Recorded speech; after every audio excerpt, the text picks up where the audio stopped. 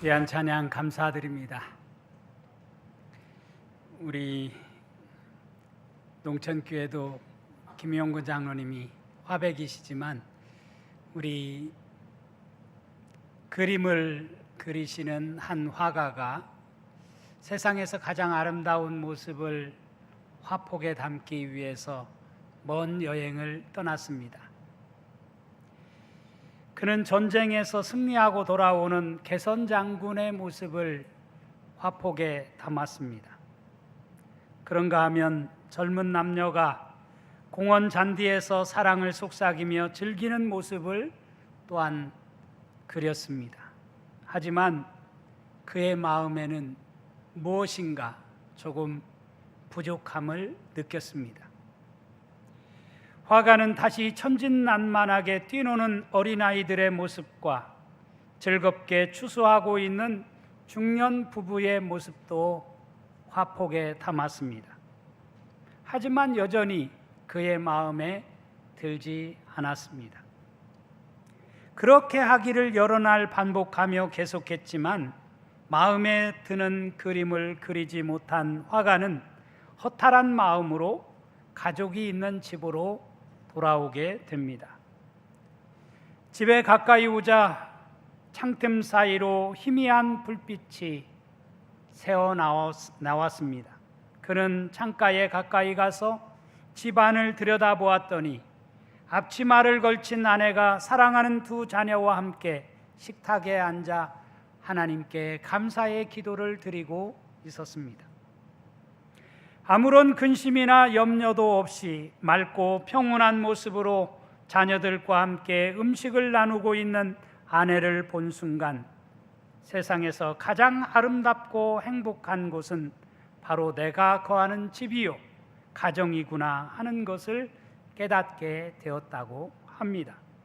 그래서 이 화가는 자신의 집의 그 모습을 세상에서 가장 아름다운 모습으로 그림을 그리게 되었다는 이야기입니다. 요즘 TV 인기 프로 가운데 하나가 JTBC에서 하는 이혼 숙녀 캠프라는 프로그램입니다. 왜 이런 프로가 인기가 있어야 하는지 저는 잘 알지 못하겠습니다. 그만큼 우리 사회 안에는 이혼이 우리 주변에서 쉽게 이루어지고 있는 모습이라는 뜻이겠죠. 이 프로를 보면 이혼이라는 인생의 큰 결정을 앞두고 여기에 입소한 위기의 부부들이 이혼 숙려 기간과 조정 과정을 가상 체험해 보며 실제 이혼에 대해 현실적으로 고민하는 그런 모습을 우리가 볼 수가 있습니다. 그 프로를 보다 보면 한편으로 나라도 저렇다면 저런 상황이라면 갈라설 수 있겠다 하는 생각도 해봅니다. 그런데 우리가 꼭 알아야 할 사실은 성격이 안 맞다고 해서 나와 다르다고 해서 헤어지게 된다면 살 수 있는 사람이 어디에 있을까 하는 생각을 하게 됩니다. 화성에서 온 여자, 금성에서 온 남자라는 책이 있습니다. 어떻게 다른 별에서 온 사람이 서로 맞을 수 있겠습니까? 맞춰 살아가는 것이 부부요 가정이라고 생각합니다. 서울가정법원에 따르면 결혼 5년 이하 부부의 협의 이혼 비율이 전체의 절반 이상을 차지한다는 통계가 있습니다. 특히 30, 40대의 이혼율은 해마다 증가하고 있습니다. 표면적인 이유는 성격 차이가 절반 가까이 되고 경제적 어려움, 육아 갈등 이런 문제로 이혼을 하게 된다는 것입니다. 하지만 그 뿌리를 들여다보면 우리가 지금 가정을 지켜야 할 본질로 인식하고 있지 않다는 사실입니다. 가정이야말로 에덴입니다. 에덴은 우리가 절대로 잃어버려서는 안 될 낙원이죠. 가정이야말로 지상에 있는 하나님 나라입니다. 그렇다면 우리가 이 땅에 살면서 하나님 나라를 빼앗겨서는 안 되는 것입니다. 요즘 미국에서는 신기한 광고 하나가 있다고 합니다. 그게 뭐냐면 결혼 반지를 빌려드립니다 라는 광고라고 해요. 아니, 결혼 반지를 주는 것이 아니라 빌려준단 말이야? 이것은 한마디로 결혼이 어차피 계속 오래되지 않을 것을 전제하고 결혼 반지를 잠시 빌려 쓰는 사례들이 많이 생겨나고 있다는 이야기겠죠. 미국의 보석상에는 프리덤 링이라는 자유의 반지를 만드는 곳이 성행하고 있다고 합니다. 이것은 함께 살던 부부가 이혼을 한 후에 반지를 가지고 보석상에 오면 1년의 의식을 치르게 된다고 합니다. 음악이 나오고 멘트가 나오기를 당신의 과거는 지나갔습니다. 그리고 망치를 주면 그 망치를 가지고 반지를 부수는 겁니다. 반지를 부수고 난 다음에 옆에 주물 속에 집어넣어서 새로운 반지를 만들면 또다시 멘트가 나옵니다. 이제 당신은 자유입니다. 그러면서 그 반지를 건네준다고 하지요. 그 반지를 가리켜 일명 프리덤 링, 자유의 반지라고 부른다는 거예요. 과연 반지를 주고받으면서 이런 자유의 반지, 일명 자유의 반지를 주고받는 것이 결혼일까 하는 생각이 들지 않을 수가 없습니다. 저는 오늘 설교 제목을 가정, 하나님 나라 공동체라는 제목으로 말씀을 잡았습니다. 하나님이 창조하신 두 기관이 있다고 칼빈은 이야기했습니다. 첫 번째 기관이 가정이고 하나님이 창조하신 두 번째 기관이 교회입니다.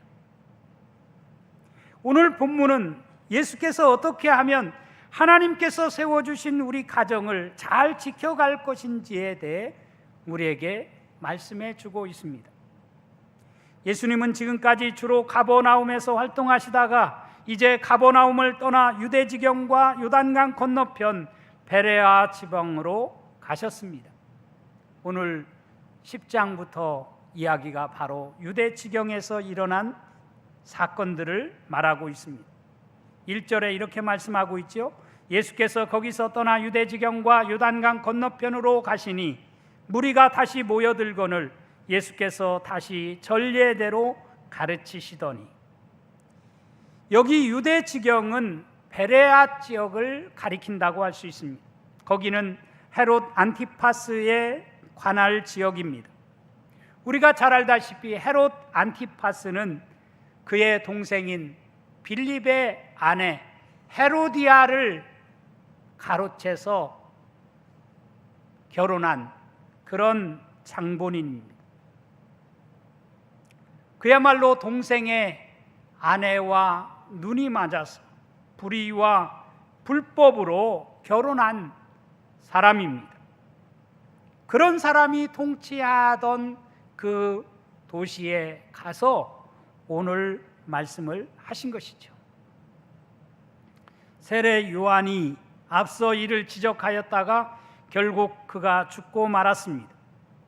따라서 거기서 이혼의 문제를 꺼내는 것은 여러모로 볼 때 아마 그 지역에 사는 사람들에게는 민감한 주제가 아닐 수가 없었을 것입니다. 그렇다면 왜 바리새인들이 이 민감한 문제를 예수께 들고 왔을까요? 이미 모세의 율법을 잘 알고 있으면서 말입니다. 이것은 예수를 어떻게든지 골탕 먹이고 예수가 어떻게 말하는지를 보고자 함이 아니었을까 생각됩니다. 2절에 보면 이렇게 말씀하고 있습니다. 바리새인들이 예수께 나와 그를 시험하여 묻되 사람이 아내를 버리는 것이 옳으니까, 이렇게 말씀이 시작이 됩니다. 주님은 이러한 질문을 받으시고 이 기회를 통해 저들에게 결혼과 이혼에 대한 분명한 가르침을 주십니다. 한마디로 말하면 이혼 증서를 통한 허용은 이혼이 타당하다는 것을 합법화시키는 것이 결코 아니라고 하는 사실이죠. 즉 이것은 이혼을 장려하기 위함이 아니라 타락한 죄인들의 완악한 마음 때문에 가정이 깨어지는 것을 막기 위한 조치라는 말씀입니다. 그래서 5절은 이렇게 말씀합니다. 예수께서 그들에게 이르시되 너희 마음이 완악함으로 말미암아 이 명령을 기록하였거니와. 너희 마음이 완악함으로 이 명령을 기록하였다. 이 명령은 신명기 24장에 나오는 명령입니다. 사람이 아내를 맞이하여 데려온 후에 그에게 수치되는 일이 있음을 발견하고 그를 기뻐하지 아니하면 이혼 증서를 써서 그의 손에 주고 그를 자기 집에서 내보낼 것이요. 바리새인들은 이 이혼 증서를 써주면 얼마든지 이혼이 가능하다라고 하는 것을 성경 말씀을 들이대면서 지금 예수께 시험을 하고 있는 것입니다.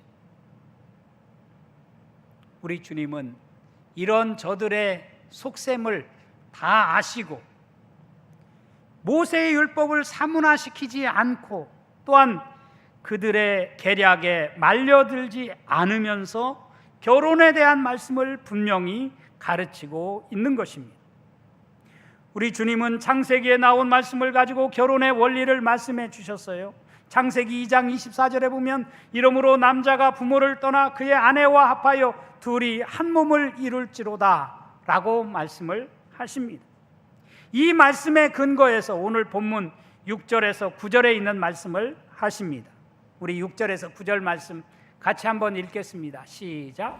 창조 때로부터 사람을 남자와 여자로 지으셨으니 이러므로 사람이 그 부모를 떠나서 그 둘이 한 몸이 될지니라. 이러한즉 이제 둘이 아니요 한 몸이니 그러므로 하나님이 짝지어 주신 것을 사람이 나누지 못할지니라 하시더라. 아멘. 예수님은 창조 때로부터, 창조시로부터 지금까지 남자와 여자가 한 몸을 이루어 가정을 이루는 것은 하나님이 정하신 하나님의 법이고 하나님의 뜻이라는 것입니다. 그렇기 때문에 이런 가정을 깨는 것은 있을 수가 없는 일이라는 거예요. 죽음이 갈라놓지 않는 한, 음행을 통해서 어쩔 수 없는 상황이라면 그것은 할 수 없지만 그렇지 않는 한 가정을 깨는 일은 없어야 한다는 뜻이겠죠. 그럼에도 만약 이를 어기고 상대방을 버리고 다른 데 장가 혹은 시집 가면 그것은 간음죄에 해당하는 것이라고 10절에서 12절은 말씀하고 있습니다.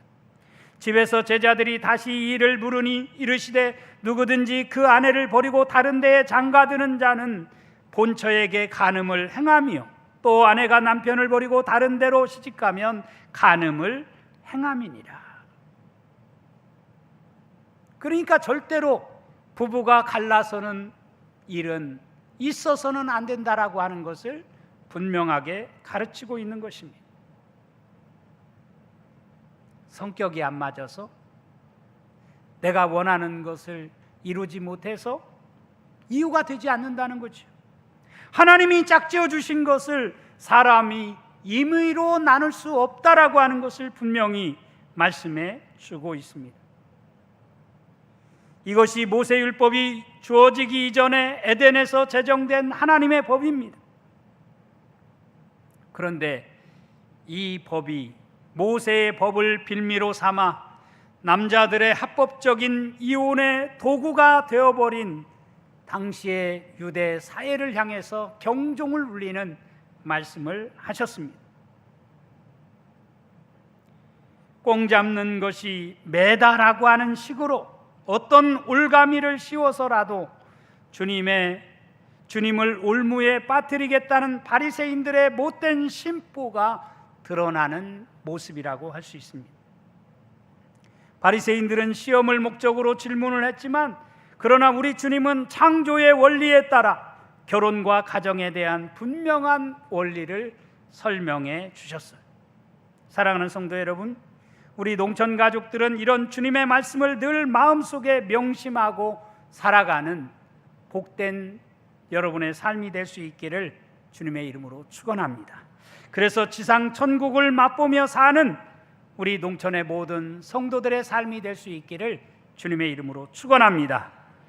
오늘 본문의 말씀은 가정의 중요성을 언급하면서 또 하나 어린아이를 하나님 나라의 주인공으로 여기시는 말씀을 하십니다.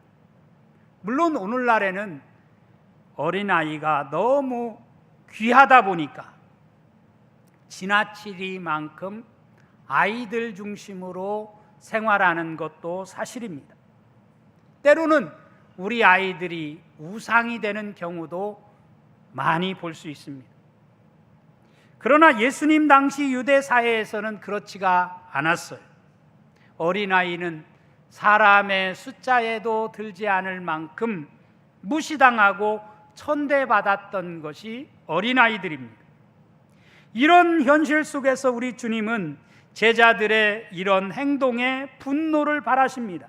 오늘 13절과 14절에 보면 사람들이 예수께서 만져주심을 바라고 어린아이들을 데리고 오매 제자들이 꾸짖었다라고 말씀을 합니다. 이 모습을 보시고 예수께서 노를 발하십니다. 어린아이들이 내게 오는 것을 용납하고 금하지 말라. 하나님의 나라가 이런 자의 것이다 라고 말씀을 하십니다. 앞에서도 말씀드렸지만 당시 사회에서 어린아이들이 천대받다 보니까 부모들이 아이들을 예수께 데려와 만져주시는 것을 원했다는 것입니다. 그런데 제자들은 이런 부모들의 행동을 꾸짖었습니다. 그렇게 하지 말라고 막아선 것입니다. 이런 모습을 지켜보던 우리 주님이 화를 내십니다. 버럭 화를 내리시면서 어린아이들이 내게 오는 것을 용납하고 금하지 말라.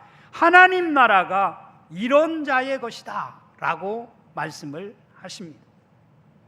여기 어린아이들이 내게 오는 것을 용납하고 금하지 말라. 하나님 나라가 이런 자의 것이다 라고 말씀하시면서 15절에 뭐라고 말씀하시냐면 내가 진실로 너희에게 이르노니 누구든지 하나님의 나라를 어린아이와 같이 받들지 않는 자는 결단코 그곳에 들어가지 못하리라. 그렇게 말씀을 하셨어요. 여기 하나님의 나라를 어린아이와 같이 받든다라고 하는 것이 무슨 뜻일까요? 어린아이와 같이 하나님 나라를 받든다. 주석에 보니까 이렇게 쓰여 있어요. 어린아이들은 율법을 모르며 하나님 앞에서 아무 공적도 세울 수 없다. 그들은 하나님만을 전적으로 의존하며 깊은 신뢰 가운데서 하나님을 아버지라 부르며 하나님 나라를 온전히 하나님의 선물로 여긴다. 예수가 가져오신 하나님 나라는 바로 이런 자들에게 선물로 주어지는 것이다 라고 이렇게 주석에 쓰여 있습니다. 어린아이들이야말로 하나님을 전적으로 의존하고 하나님을 아버지라 부르고 하나님 나라를 온전히 하나님의 선물로 여긴다는 거예요. 자신의 공적으로 생각하지 않는다는 거예요. 16절에 보니까 우리 주님은 그렇기 때문에 당신 앞으로 나오는 어린아이들을 용납하시고 안고 그들 위해 축복하셨다라고 말씀을 하고 있습니다. 사랑하는 성도 여러분, 우리들도 가정이나 교회 안에서 우리 자녀들을 이렇게 주님처럼 귀하게 여기고 축복해 주는 그런 우리의 삶이 되어줄 수 있기를 간절히 바랍니다. 요즘 참 가슴 아픈 사실 중에 하나가 경제적 어려움 때문에 자살하는 가정들이 참 많아가는데, 자살하면서 자기들만 죽는 것이 아니라 아무 영문도 모르는 자신의 자녀들과 함께 자살하는 그런 가정이 늘고 있습니다. 자녀가 부모의 결코 소유도 아니고 부속품도 아닌데, 마치 자녀를 자기가 마음대로 할 수 있다고, 자녀의 생명을 자기 마음대로 할 수 있다고 생각하는 잘못된 삐뚤어진 부모들의 모습을 우리는 보고 있습니다. 시편 127편에 보면 이렇게 말씀하고 있어요. 보라, 자식들은 여호와의 기업이요 태의 열매는 그의 상급이로다. 사랑하는 성도 여러분, 우리 주님께서 하나님 나라의 공동체로 가정을 소중히 여기셨듯이 우리 역시 가정을 잘 지켜나가는, 우리 가정을 에덴으로 만드는 우리 농촌의 모든 성도들이 되어줄 수 있기를 주님의 이름으로 축원합니다. 뿐만 아니라 우리 주님이 어린아이들을 사랑하시며 안고 축복하셨던 것처럼 우리 아이들에게 마음껏 축복해 줄지언정 아이들을 나의 소유물로 여기는, 나의 부속품처럼 여기는 그런 어리석은 삶을 살지 않는 우리 농촌의 모든 성도들의 삶이 되어서 우리 모두가 이 땅에서 하나님 나라의 공동체인 가정을 아름답게 만들어가는 주인공이 되어줄 수 있기를 주님의 이름으로 축원합니다.